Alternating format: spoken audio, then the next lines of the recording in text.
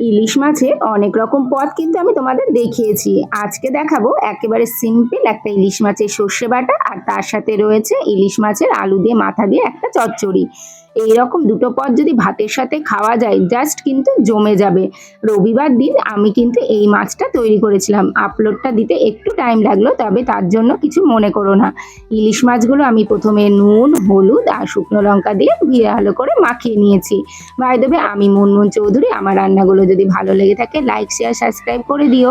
আর কে কোথা থেকে আমার ভিডিওগুলো দেখছো তা অবশ্যই কিন্তু আমার কমেন্ট বক্সে জানাতে ভুলবে না।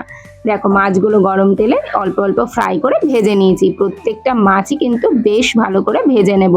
মাছগুলো আমার কিন্তু ভাজা প্রায় কমপ্লিট। প্রত্যেকটা মাছেই কিন্তু ডিম ভরা। আর বিশ্বাস করবে না, বর্ষাকালে ইলিশ মাছের ডিম ভরা মাছ খেতে কিন্তু লাগে অসাধারণ। যাই হোক, সর্ষে বাটার জন্য মশলাটা বেটে নিই। তার জন্য সর্ষে, পোস্ত আর কাঁচা লঙ্কা সামান্য জল অ্যাড করে একটা মিহি পেস্ট কিন্তু বানিয়ে নিয়েছি। কড়াইতে দিয়েছি কালো জিরে ফোড়ন, তার সাথে টুকরো টুকরো করে আলু কেটে রেখেছিলাম, সেই আলুগুলো দিয়ে দিয়েছি। যেহেতু দু রকম পদ তোমাদের দেখাচ্ছি, সেই জন্য তোমরা কিন্তু ভালো করে শিখে নেবে। তার সাথে দিয়েছি দুটো কাঁচা লঙ্কা আর দিয়ে দিয়েছি পেঁয়াজ। ব্যাস, এইটুকু মশলা দিয়েই কিন্তু তৈরি হয়ে যাবে এত সুস্বাদু একটা কিন্তু খাবার। আলুটা ভালো করে কিন্তু পেঁয়াজের সাথে ভেজে নেব। বেশ কিছুক্ষণ কিন্তু নাড়াচাড়া করে ভেজে নিয়ে দিয়ে দিয়েছি টমেটো কুচি।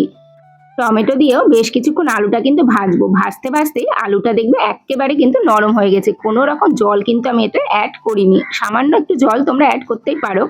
তার সাথে দিয়েছি সামান্য পরিমাণ মতো হলুদ আর লবণ। ব্যাস, ঢেকে দিলাম।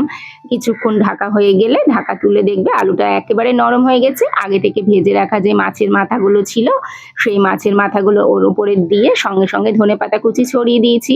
আমার কিন্তু এই আলু আর মাছের মাথা দিয়ে চচ্চড়ি কিন্তু একেবারে রেডি টু সার্ভ।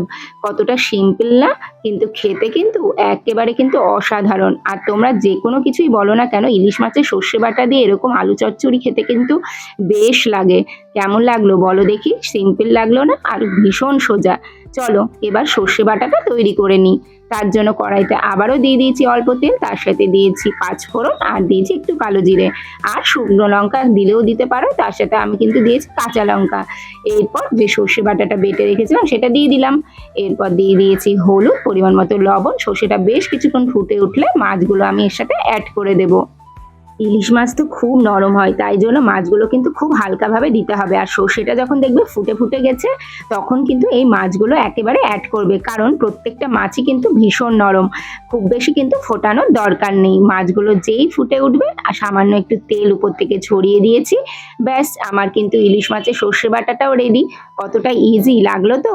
এইরকম কিন্তু বাড়িতে অবশ্যই কিন্তু ট্রাই করবে। বিশ্বাস করবে না, এতটা সুস্বাদু। আমার তো সর্ষে বাটা আর আলু চচ্চড়ি দিয়ে পুরো ভাত খাওয়া হয়ে গেছে।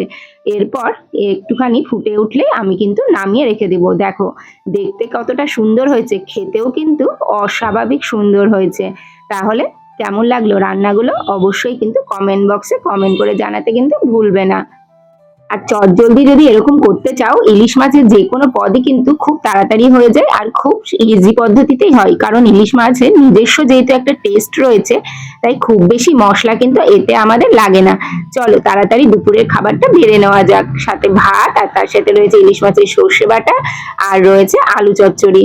উফ, জাস্ট কিন্তু ফাটাফাটি হয়েছিল সানডে আমাদের দুপুরটা। আর বাড়িতেও যেহেতু একটু অতিথি এসেছিল, তারা কিন্তু খেয়ে বলেছিল অসাধারণ হয়েছে। বাড়িতে কিন্তু অবশ্যই কিন্তু ট্রাই করতে ভুলবে না। আর ভালো লাগলে আবারও বলছি একটু লাইক শেয়ার করে দিও। ভালো লাগলে অবশ্যই কিন্তু পাশে থেকো, সঙ্গে থেকো। আজকের মতো বিদায় জানাই। আগামীকাল আবারও নতুন রান্না নিয়ে চলে আসবো। টাটা।